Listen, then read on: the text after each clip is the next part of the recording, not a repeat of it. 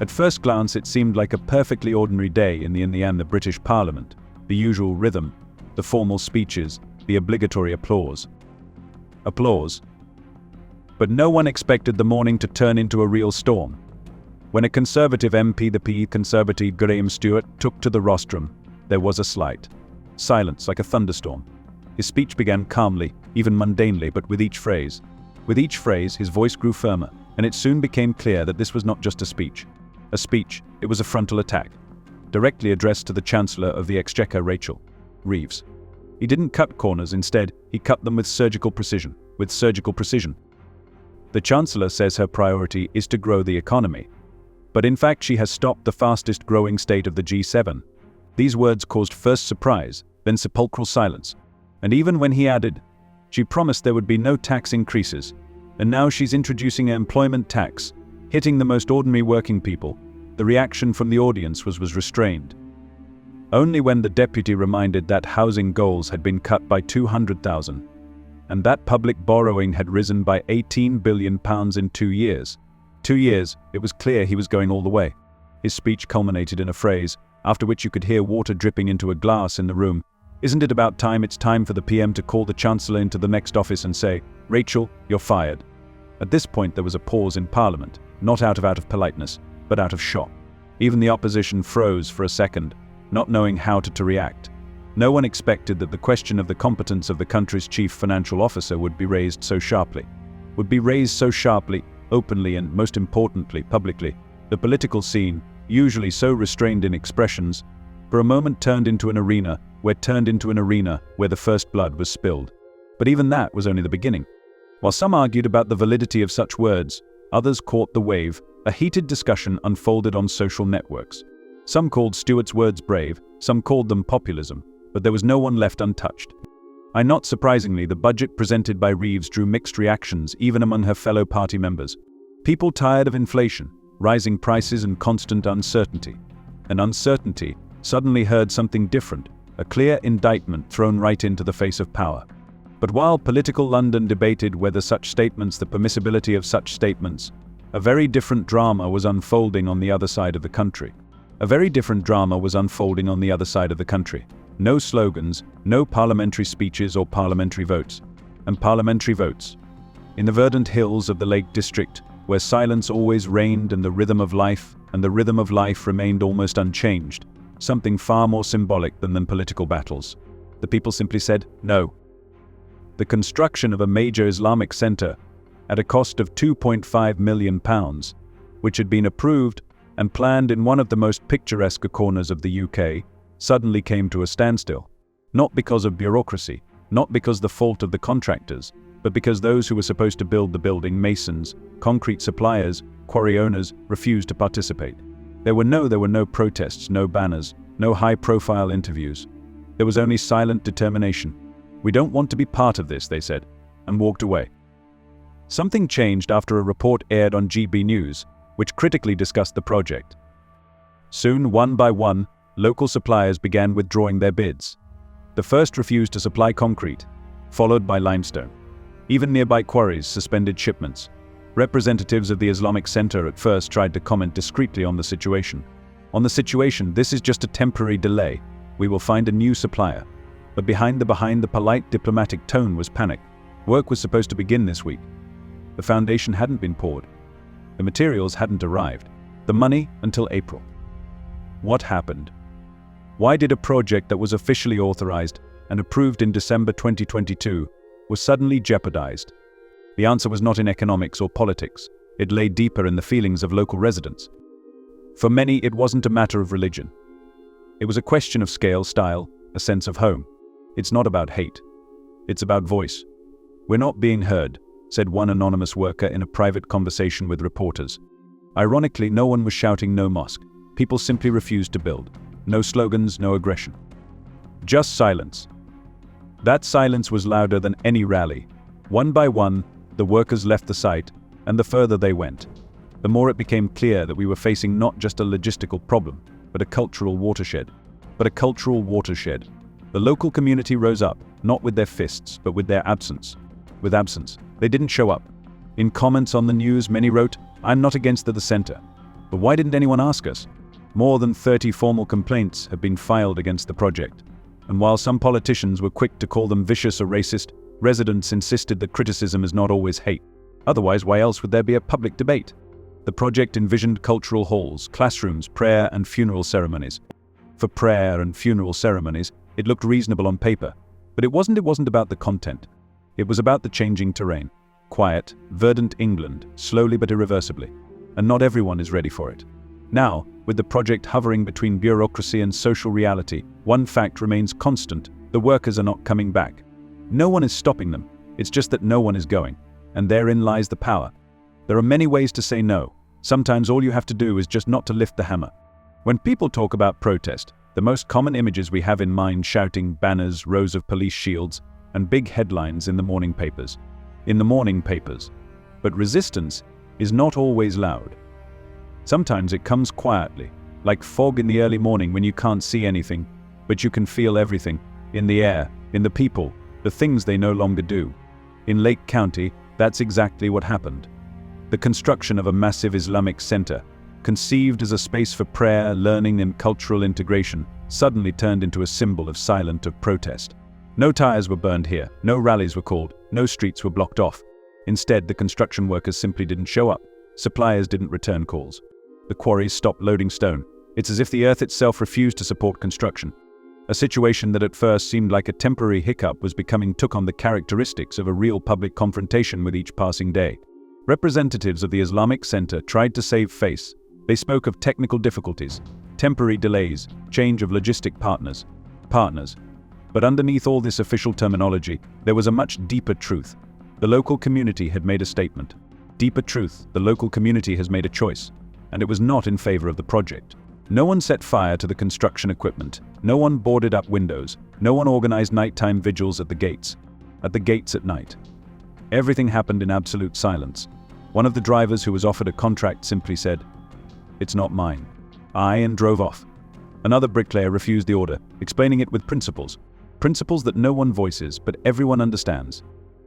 One of the reasons is the very same issue of GB News, where the construction was heavily criticized. It emphasized not only the architectural and cultural issues, but also the emotional aspects, how the project might affect the spirit of the place, the perception of the space. The spirit of the place, the perception of the space, the resident's sense of self. After that broadcast, it became a chain reaction. First, one supplier refused, then a second, then 3 quarries, independently of each other, suspended shipments. Not because the project was breaking the law, but because people internally decided no. That no didn't sound out loud. It was in the air. In meetings, at the checkout counters, supermarket checkouts, in the eyes of the locals who already knew the site was down. But what's amazing is how it was perceived in the community. Instead of condemning, blaming or fighting, the silent resistance was met with respect. People wrote on social media that they were proud of their fellow countrymen. Some called it regaining control. Some called it the voice of the locals. Even those who weren't against the center itself admitted the way this was being done was admirable. In a world where opinion is easily overridden by algorithms, spam and rage, silence has won out here. The project was introduced in 2022 as a cultural and spiritual space designed for Muslim doctors, professionals, and visitors to the region. On paper, it looked logical: prayer rooms, classrooms, spaces for funeral rites, event halls. Visualization showed a modern but modest building neatly blended into the landscape. In reality, the perception was different. More than 30 official complaints were filed with the administration, mostly from residents concerned about the scale, location, and lack of dialogue. Some local councillors accused these people of bias, racism, intolerance. But the response was immediate: we are not against the center. We are against the way we are being ignored. This is where the key to the whole thing lies. Most of the residents were not against Islam or culture or migrants. They were against perceived pressure from above. They objected to decisions being made in offices, behind closed doors, with no real consideration for the people who have lived in these places for decades. They don't want to be just a backdrop for another grandiose plan. They care about being heard. And when they weren't heard, they chose a method that's hard to ignore: rejection. The power of this rejection is that it is universal. It doesn't require an argument. It doesn't require excuses. It can't be attacked because it doesn't attack. He cannot be banned because he does not act. It cannot be to buy because it's not for sale. It is simply there, in silence, in absence, in an empty building site, without a single bag of cement. This is a form of speech, the loudest of all. Some in authority have been quick to equate this behavior as sabotage. But the residents countered that sabotage is when something to destroy something. We are not destroying anything, we just don't participate, and that approach went viral. People from other neighborhoods started writing in support. Small suppliers risking their contracts to show solidarity. It was more than a protest. It became an act of civic dignity. Over time, even the project's supporters began to recognize maybe something had gone wrong. Perhaps there really wasn't enough dialogue. Perhaps we should have started not with plans and blueprints, but with conversations. Not with solutions, but with questions. After all, even the brightest project loses its meaning if it is imposed. Conversely, even a complex project can be accepted if it grows out of a collaborative solution. Today, the construction site is still standing. The center is trying to find new contractors, new suppliers. Representatives of the organization assure that everything is under control and it's just a matter of time. But in the eyes of the locals, has stopped. What matters here is not how quickly the center will be completed, but how long they will remember this moment. To remember this moment. The moment when the residents didn't argue, they didn't attack, they simply said, "We were not asked, and we will not participate." That gesture is like a mirror. It reflects not only the situation in Lake County, but also a broader issue, who really has a voice in their own country today? Who decides which voices deserve to be heard? Sometimes silence speaks louder than words. While some were discussing the silent protests in the Lake District and the political conflicts in Parliament, another scandal suddenly burst onto the news agenda. Another scandal, loud, almost grotesque in its contrast. While millions of Britons are tightening their belts, cutting back on food, transport and utilities. It has been revealed that Foreign Secretary David Lammy has spent over $1.2 million on private flights in just 3 months. The figure is staggering. More than $14,000 a day. And that's not counting other hospitality expenses. If anyone doubted that the gap between the elite and the common man has reached a point of no return, this episode was the perfect proof of it. To prove it, the details released in the latest report leave no room for excuses. No room for excuses. Most of these flights were made on the MFA's flagship FCO's flagship aircraft, the Airbus A321-251 XL, which cost the Treasury £188,549. The remainder went on other forms of air travel, including charters and business classes. And all this at a time when the government is doing everything it can, is urging citizens to save money, imposing restrictions, renegotiating welfare payments. The picture is frighteningly clear. One is flying to India to conclude vital important agreements, while others are deciding whether to pay for food or heating. But the most absurd thing is not even the number itself, but the bipartisanship that surfaces, the duplicity that comes out of the comparison. It wasn't so long ago that the same Labour Party, whose representatives today justify this spending, was loudly condemning the Conservative government for similar profligacy. When Liz Truss took an expensive trip on a private jet, was literally trashed in the press. At the time, Deputy Leader Angela Rayner called the incident it was a blatant contempt for the taxpayer. Chancellor Rachel Reeves vowed that under Starmer's government every pound would be spent, as if it were people's own money. And now, same methods, the same lifestyle, the same sums, only the signatures are different. Meanwhile, the tide of outrage is rising. Each new fact, each disclosed payment seems to pour gasoline on the fire of popular discontent. The latest report reveals that in addition to the flights, the government spent hundreds of thousands of pounds on premium goods. $2,400 on crystal from Cumbria Crystal, where a single set of glasses can cost up to $500. $1,400 at Fortnum Mason, famous for its delicatessen and giftware. Delicatessen and gift baskets. $600 on Chapel Downs sparkling wine. And finally, $741 for a pair of exclusive shoes from Karadoka. All this in the midst of fiscal discipline, at a time when tens of thousands of British families can't afford to pay their rent or buy their child a new school backpack. But the story perhaps reached its emotional peak when another episode came to light, on the face of it, much smaller, but many times more offensive.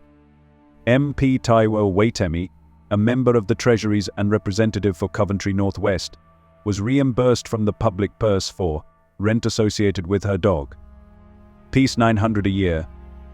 That's how much she's been reimbursed, because the landlord charged extra for keeping the pet in a rented property in London. technically, everything is by the book. The MP is entitled to be reimbursed for living expenses if she works 2 jobs, but the moral effect was devastating. When these details were leaked to the press, the public erupted. People couldn't believe that in the midst of social turbulence, with families losing their benefits and veterans losing their homes, an MP could be paid almost £1,000 for living with a dog, all on the taxpayer's dime. Of the taxpayer. Iraq veteran Hannah Campbell, who lost a leg in the service and is raising 3 children, couldn't contain her emotions. It's a disgrace. They have one rule. We have different rules. We're fighting to survive, and they're getting money to keep her dog in the apartment. Comments on social media were even harsher. When we can't afford food for our children, and they get compensation for a poodle, this is no longer democracy, it's a mockery, users wrote. Journalists reminded, in 2009 there was already a similar scandal, when some parliamentarians tried to reimburse expenses for dog food and even cleaning ponds from algae. Back then it cost many a political career, but no one seems to have learned the lessons. The pressure on Owatemi is mounting. She's being vigorously defended by her colleagues, citing the need for comfort for MPs working in 2 regions. Some argue that having a pet makes living conditions more humane. But the public hears only one thing in these explanations: we are special. We're allowed. And when the line between privilege and norm becomes invisible, the system begins to crack. The fact that recently the salaries of deputies were increased. MPs' salaries have recently been increased, and Owatemi now earns almost $94,000 a year. But you'd think with an income like that, the question of whether to pay for a dog out of your own pocket shouldn't even be an issue. But it did. And it became a symbol of the disconnect between the politicians and the people. A symbol of how even the smallest things can erode public trust when there's an underlying sense of injustice. Against a backdrop of impending welfare reforms that are expected to push some 250,000 people below the relative poverty line, including over 50,000 children, any talk of compensation for dogs is seen as a spit in the face. Promises of austerity, responsible money, honesty and frugality, all of which become mere lip service in the same country when one person's allowance is cut and another person gets a refund for renting a terrier. Such a contrast is not just an injustice, it's a threat to the very legitimacy of government. While ministers fly around in luxury jets and deputies and MPs are processing compensation for their 4-legged pets, the streets are slowly filling up with frustration. Not to the right, not the left, but towards the whole system. And if that system doesn't start to hear, it won't be long before it's being rethought. Not in silence, and not alone.